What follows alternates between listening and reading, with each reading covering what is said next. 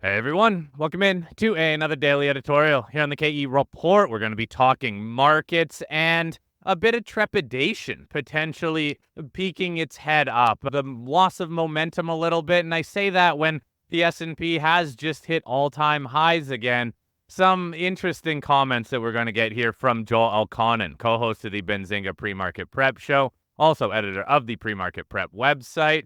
Joel, as I said, the S&P just hit all-time highs again. The S&P is technically up 4% for this month.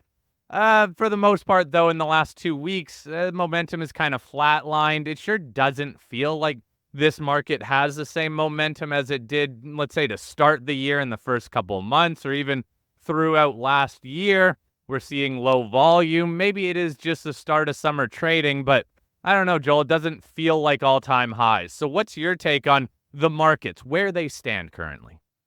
Good afternoon, gentlemen. Thanks for having me. Interesting would be a good way to put my comments today. I try and give you guys a technical and a fundamental outlook on the market and try not to give too much of a political slant to it. But I think I'm calling it like post expiration blues, post quarterly quad witch, end of the quarter.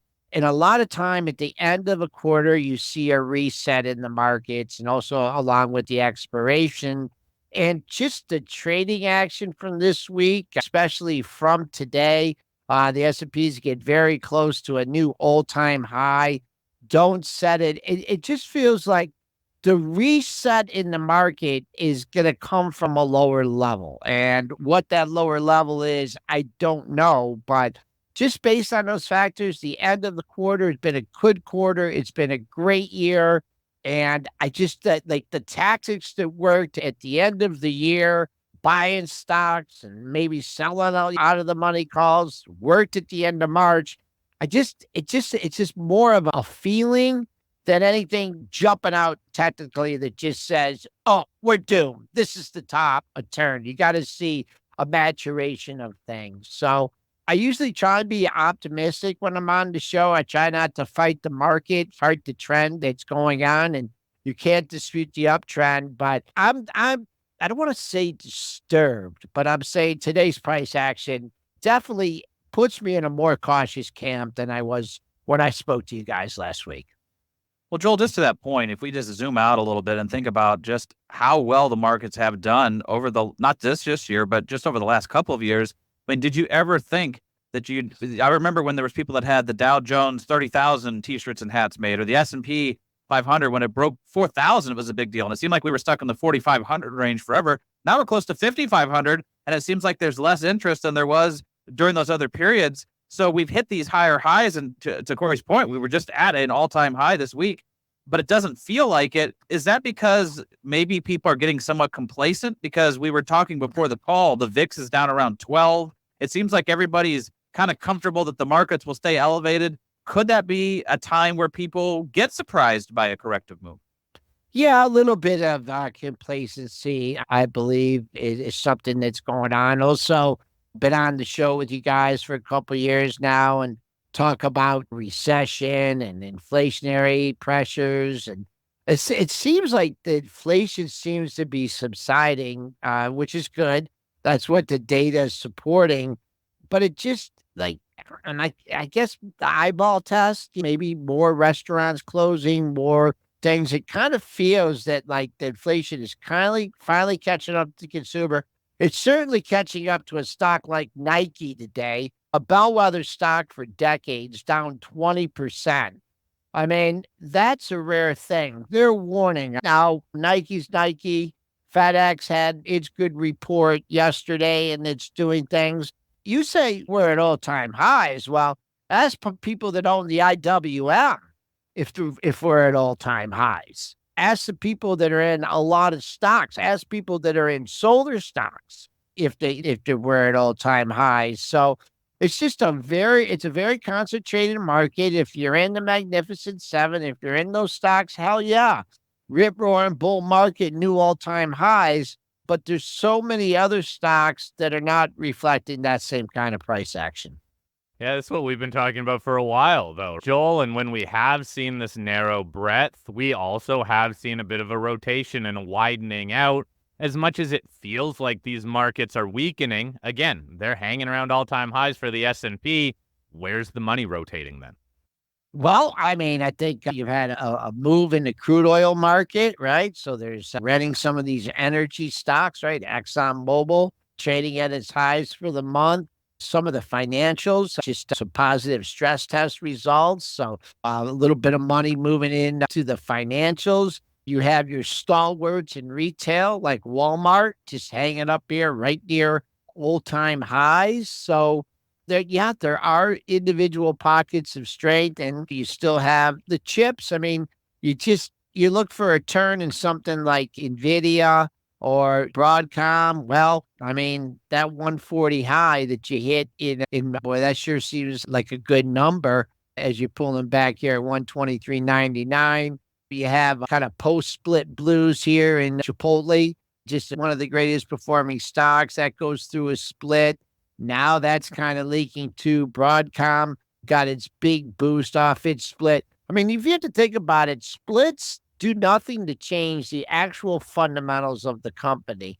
Yeah, they make you feel good, and yeah, you can buy the stock at a lower price, but really, it doesn't change anything. It doesn't change the balance sheet. All it does is let people trade Amazon more or Nvidia more. So a lot of the last part of this rally has been just euphoria in these stock splits. And that's not necessarily the greatest fundamentals to base a new move on or another continuation of the move higher.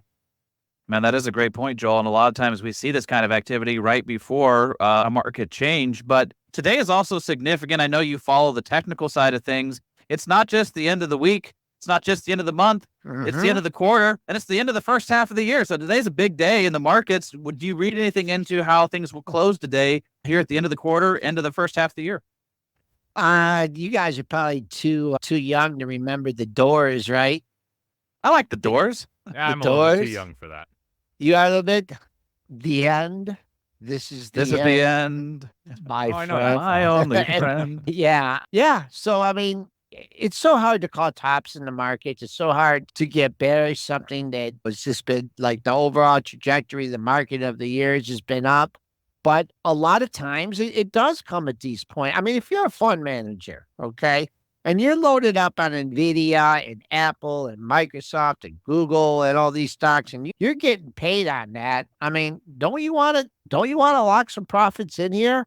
Or are you buying these stocks at these levels? Because, man, Q1, Q2, Q3, we're just going to blast out of here and be done. So I think people are, if anything, protecting their profits. And also, I just go back to a lot of the institutional trading is buying stocks, loading up on stocks, either buying puts in the market or selling calls. And I just don't think that the institutions, if they did the unwind, going into that expiration are going to sit up here and after this kind of rally and say, yeah, we got to reload here. This is the spot. This is where we got to load up because we're just going to have another quarter like we had. And other factors, other geopolitical factors are playing into play. I'm sure your listeners are aware of the chaotic state of U.S. politics. So it doesn't have to be like the old time high and the old time, this is it, we're going down, going into a multi-year bear market. But just when markets get so far away from like their normalized values, whether they're PEs or what valuations, I mean, yeah, okay, Nvidia, yeah, they keep blowing away the numbers, right? And they keep making a ton of more money. But I mean, is there going to be a point where they kind of hit a brick wall? And now the bar just gets raised higher and higher and higher. I think another thing that's kind of spooking the market along those lines, one of those high flyers leading us there, Micron. They didn't like the Micron report, right? That thing just had a very cyclical stock, makes a move from 110, puts a double top in here at 157.5. Now you're coming down after earnings. You got a pair of lows in here at the 131 area. You're traded $2 above it. I mean, what if that doesn't hold? What if that signals another leg lower? Well, of course, there's support off it. But I think of all the earnings reports and the way the market reacted to the earnings reports, I think that the Micron is kind of taking a little steam out of the AI trade. And that's what got us here. So, Joel, this all sounds bearish in many ways. So then the question is, what's the defensive play? What do people do, or how do investors protect the capital that they've made? Well, I mean, and I've been saying this for a long time. And you say, yeah, this guy's telling cash is a good alternative. And yeah, I've listened to him. I've been at cash and I've missed out on good runs in the markets.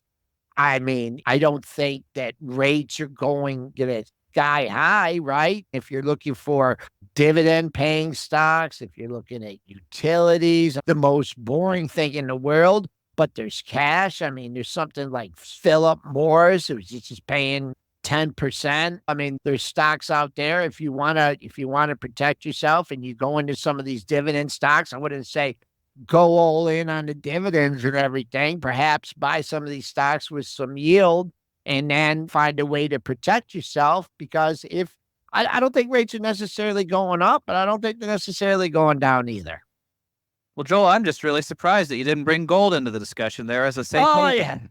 What do you think about gold? It's holding up above 1,200. And yeah, it's off its highs. I'll stay with the gold here. I mean, as long as it holds this 2,300, that's been great support since April. I like it. Supposedly there's been a lot of foreign buying in gold too. Besides those couple blips over 2,350 that you had earlier in the month, it seems to be stuck in a trading range between 2,300 and 2,350. So if you get above 2,350, should that double top to contend with it? Well, is it a double top? Yeah, the 2,380 area. If you want another thing that's like symptomatic of like the bubble kind of being deflated a little bit, I mean, look what happened to Bitcoin over the last month or so. So it just seems like the market is de-risking. You know what? If cash is too boring for you, then you can go into some of these dividend stocks. I mean, these financials are looking good. They're still showing strength. The stress test came out pretty well. So some of these stocks, Goldman Sachs is having a good day in a red tape. So perhaps some financial engineering with some stock buybacks. Your IBB, they've got a major monthly resistance level here at 140. If it can ever clear itself out. But once again, you're looking, a lot of these companies are dependent on lower interest rates. I mean, look at the solar sector. I mean, we're at all-time highs. Don't tell the people that own Solar Edge Tech that, or Enphase. Don't tell them we're at all-time highs. That Enphase was a stock 140. Now it's trading under $100. I mean, there's a lot of utter destruction in this market, and it just all can't be masked by 5, 6, 7 stocks. And like the IWM, flat today. I mean, that had good news with the inflation numbers, and I think that was a little bit of a tell when it couldn't rally off that. So cash is trash, but 6%. Maybe some utility stocks, boring. I guess it all depends on what your long and short-term objectives are. But I just can't see going all in NVIDIA at 124 and wait for it to go back to 140. I don't buy stocks at all-time highs, though that's been working great as of late, the breakout, the momentum trade. So maybe more, instead of a whoosh down, maybe it'll just be more of a consolidation period. And I think that's some of the price action that you've seen this week. I will give you a trapdoor on the downside, and I go with weekly highs and lows. But I think our low for the week, just let me check to see what it is. Our current low for the week, I mean, taking out today's low, which is at least the current low is 35.5. If you look at the lows over the last 4 sessions, Monday, Tuesday, Wednesday, and Thursday, 55, 10 and a quarter up to 55, 6. That's 4 lows in the same area. So, can't get super bearish until that's the weekly low. Actually, 10 and a quarter is the weekly low. So look at your weeklies and look at your longer term charts and set an uncle point. Certainly selling into in declines, and this is hardly a decline, has paid. But the support is set up in the S&P. And then on the upside, the resistance is set too. You got the all-time high that was made at 55.88. That was made on June 20th. You got the 55.85 today.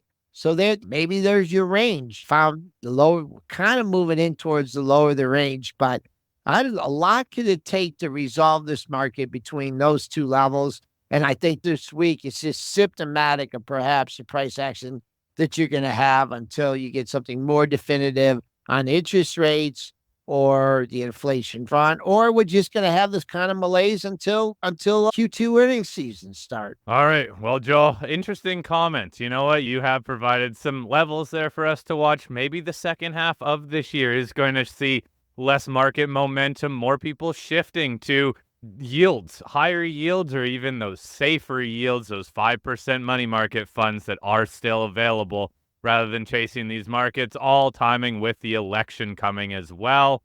It's very interesting to see. It's really a loss of momentum almost across the board in a wide range of sectors as we're turning into the third quarter. Joel, thank you as always for your time. It's great chatting with you on Fridays. We'll chat again soon. I hope you have a great weekend. All right. Thank you, guys.